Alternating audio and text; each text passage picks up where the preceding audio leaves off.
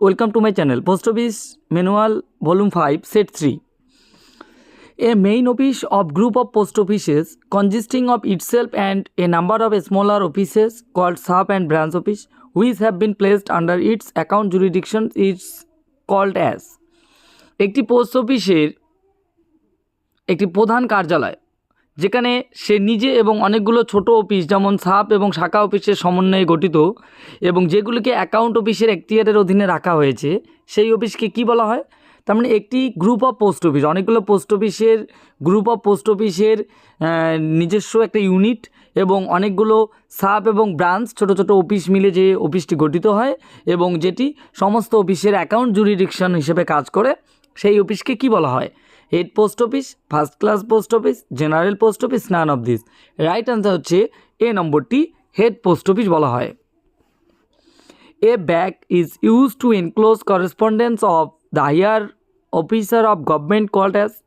সরকারের উচ্চপদস্থ কর্মকর্তাদের চিঠিপত্রের জন্য একটি ব্যাগ ব্যবহার করা হয়, সেই ব্যাগকে কি বলা হয়?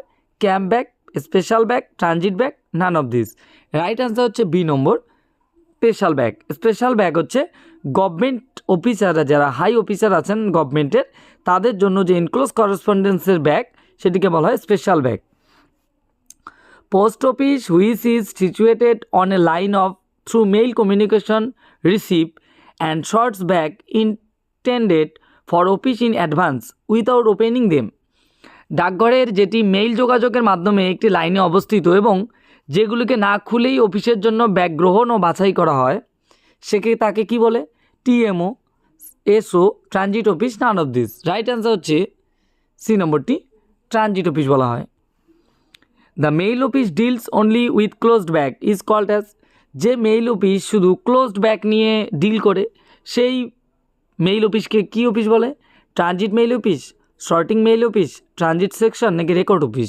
রাইট অ্যান্সার হচ্ছে A number, transit mail office বলা হয়। The first class head office situated at the headquarter of the head of the circle.